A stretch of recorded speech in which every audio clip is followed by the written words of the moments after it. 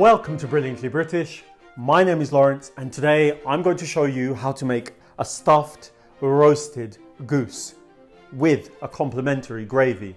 So as I show you how, please sit back, relax with a cup of tea in hand, putting those feet of yours up to, and enjoy this episode. And don't forget to subscribe. To date, several festive and more generally roast dinner related episodes have featured on the channel, with our objective with each release being to make great British food more accessible. In this episode, to accompany our roast turkey episode, we'll be showing you how to fillet, stuff, bind and roast your very own goose for the Christmas period. And in this episode, every step will be outlined in detail, preceding a customary session of tasting at the end. So now, with the introductions made and your interest peaking, please allow me to show you how to turn these into this. To begin preparing your stuffed roasted goose, with the bird turned breast side down, score through the skin along the spine, and then after picking aside, with your knife proceed by separating the flesh from the inner carcass, taking a moment to dislocate the thigh bone from the socket on the current side with a slight amount of force, enabling you to separate the bone from the socket, and then continuing by exposing the shoulder blade, following the bone to the joint where it should be carefully removed, requiring patience and perhaps some persistence before removal, with it being set aside on a tray momentarily. With the shoulder blade removed, proceed by separating the flesh on the current side from the inner carcass, taking your time to ensure that little to no meat is left attached, and then repeating the aforementioned steps on the opposite side once the breast meat on the first side has been partially separated from the bone. With both sides of the goose mostly separated from the inner carcass, take a moment to remove the spine by cutting through the rib cage, thereafter setting it aside as you proceed by removing any excess fat at the tail end of the bird, making sure not to discard the fat whilst taking care not to cut through the skin in that area. Carefully separate the breast meat from the inner bone on both sides, slicing through the shoulder joints on both sides, affording you access to remove the second piece of the inner carcass, which should also be set aside with the other bones, before finally taking a final moment to remove the wishbone, coupled with the knowledge that the task of filleting the goose has been completed. With the goose filleted and laid bare, liberally salt and then massage the seasoning into the flesh upon all exposed areas, so also repeating on the skin, taking the time to raise the legs and wings in order to access all areas, setting the goose momentarily aside to rest and refrigerate. With the time afterwards hopefully being spent quickly cleaning, relaxing and rehydrating with Brilliantly British content in hand, making sure of course to like and subscribe. Thank you. Following a welcomed breather, with the goose set aside, recall and break down the bones into more manageable pieces, drizzle with oil, and then begin to roast. To prepare your chestnuts for cooking, score through their shells, which will allow steam to escape as they cook.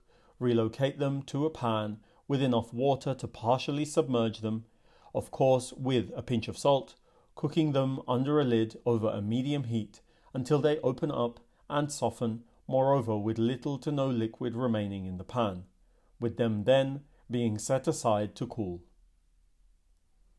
As for the bones, if ready, they should appear dry with a dark brown colour and a nutty aroma, at which point transfer them to a sufficiently deep pot in order to simply boil and extract the flavour within the bones.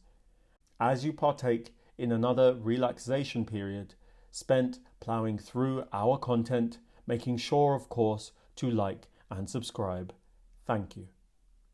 With the bones boiling away on the sidelines, recall, coarsely chop and begin to render the trimmed goose fat, to which chopped shallots, carrots and celery should be added, seasoned as you expected with a pinch of salt, to then simmer under a lid over a medium heat until the vegetables just begin to tenderize, with the shallots becoming somewhat translucent, at which point white wine or port should go in, cooking the contents for a minute or two further before switching off your source of heat and adding breadcrumbs. Thereafter setting the pan also aside with the chestnuts in order to cool for later on, leaving you with another time slot into which a break should be squeezed with a drink nearby. Following on, shell your now cooled chestnuts, allowing you to inspect and remove any less desirable examples, moving on by dicing your dried figs, proceeding with the summoning of your pork mince, to which your now cool breadcrumb vegetable mix should be added. Then, after having seasoned with salt, crushed cloves of garlic, white pepper, freshly ground black peppercorns, nutmeg, fresh rosemary, and fresh sage leaves, and after having mixed through thoroughly, turn in your diced dried figs and your chestnuts also diced, before further enhancing with lemon and orange zest, followed by their respective juices, eggs, and if your goose was supplied with them, the giblets, in my case heart and liver, which were stripped of any tough, white, sinuous tissue, diced and minced respectively until smooth before being incorporated to complete the preparation of the goose's stuffing. Now, turning our attention to the pot of bones, following an at least 90-minute long stint of boiling, remove and discard the bones before setting the subsequent stock aside for the gravy's preparation later. For the binding of the goose, in order to err on the side of caution, a 4-meter or 12-foot long length of string should be drawn out and threaded through the eye of a butcher's needle, with the thread being securely knotted at the end. Then, having recalled and laid the goose skin side down, begin stuffing the goose, starting at and along the center, before turning your attention to the flanks, namely the breast and leg areas on both sides, setting the bowl of stuffing temporarily aside once a third of the stuffing remains.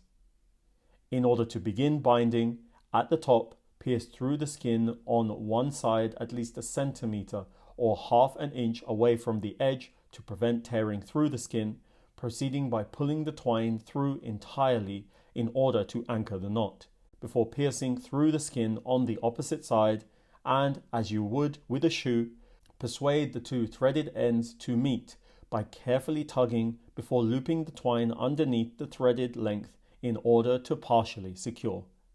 Simply, you'll want to continue in this fashion, repeatedly piercing through, threading and tightening, taking your time as there's no rush, when ensuring that the contents remain inside the goose while roasting, as well as making sure that the twine doesn't tear through the skin.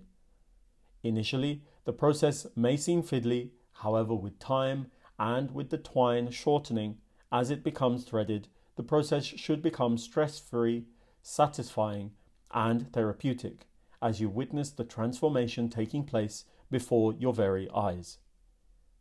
At times, especially as you reach the end of the back of the goose, the stuffing may be squeezed out as a result of the binding. However, this can be reduced and or avoided by holding the carcass upside down along with the application of pressure with your hands, which, facilitated by gravity, should cause the stuffing to better settle.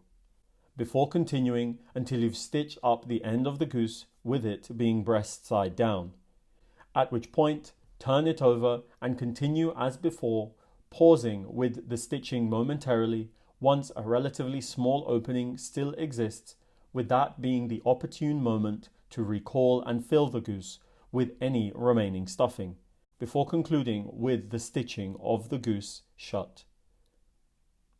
With the thread being secured by knotting several times, with any remaining string being used to thoroughly bind the legs before trimming away any excesses and resting for an overnight period in your fridge. Perfect. with me being the least likely person to judge should you choose to relax after hitting this milestone, whilst remembering to support the channel if you haven't done so already. Thank you. On the following day, with yourselves and the goose chilled and well rested, with your oven preheated, prepare a trivet of shallots with coarsely chopped carrots and celery, upon which your stuffed goose should be set, with the tray as a whole being relocated to your oven to roast to perfection, leaving you with ample time to relax and rehydrate once more, not forgetting, of course, if you haven't done so already, to like and subscribe. Thank you.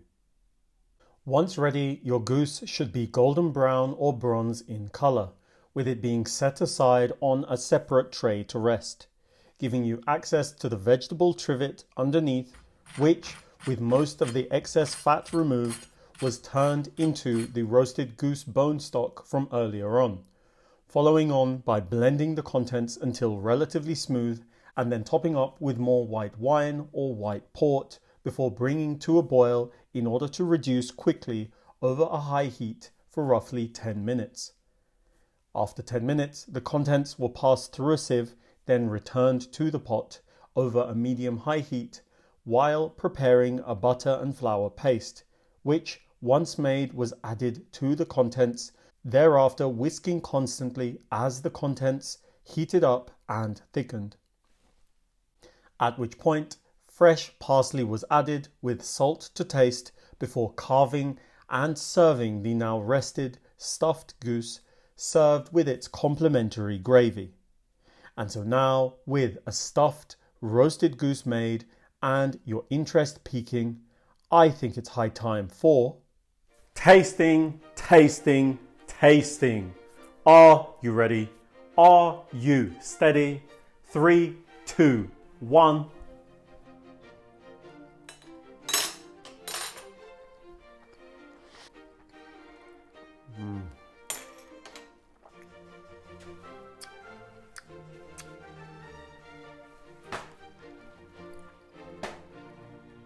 Splendid.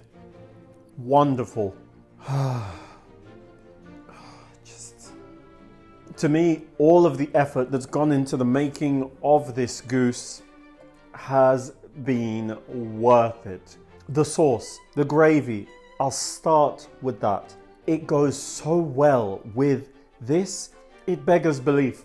So rich, but not in an overwhelming way. Perfectly seasoned, lovely subtle parsley comes through. I can taste every single element of the stuffing of the goose in this gravy. It's outstanding, really it is. And the goose is tender, succulent, juicy. It's not dry at all, which is actually quite easy to do in spite of the fact that goose is a very fatty, rich bird. And the filling, the stuffing is melt in the mouth, delicate. It's so delicate, and all of the elements you are able to perceive when it makes contact with your palate. I can't. The fig there adds a light sweetness. Just enough fig has been added to the filling, which has also been enhanced by the chestnuts. I hope I'm doing this justice, because this is the best roast I've done to date. I need to go in for another bite. It's that good. So look, my dear friends, my dear viewers, I hope you are sold, and I hope you will make the effort to gather, assemble all of the necessary ingredients for this dish, because it will be worth it. So please, please, please make this stuffed roasted goose, please. Thank you, thank you, thank you all for allowing me to show you how to make this roasted goose. Knowing that you loved this episode, don't forget to click on the like button, the subscribe button, and the notification button so that you don't miss any of our new releases. Tell everyone, and I mean everyone that you know about the brilliantly British food on this channel, and follow us on all of the social media platforms that this channel is on, and I will see you next time.